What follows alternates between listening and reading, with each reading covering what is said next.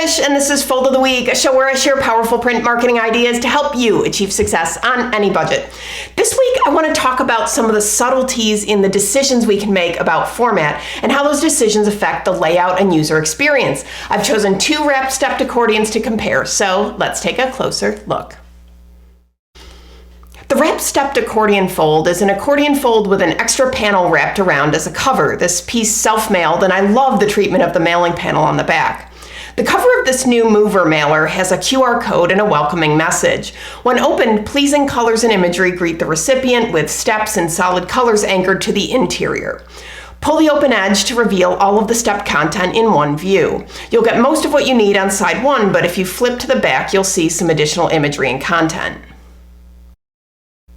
Now let's take a look at another piece. This one has an extra panel folding in off the cover as a nice variation, but let's turn our attention to the steps.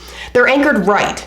Same number of steps as the previous, but watch how the placement of the steps affects how I experience the content. The steps kind of paginate because of how my thumb hits the edge. Then, if I pull the open edge of the top panel as I did for the welcome brochure, the stepped content is out of sight, and the timeline content is revealed instead.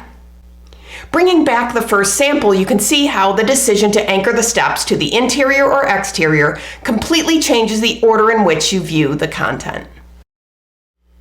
I think these 2 samples demonstrate just how many variations there can be in a format and how seemingly small decisions can actually be very big ones. The decision to put the steps to the outside or inside of the brochure makes no difference from a production standpoint.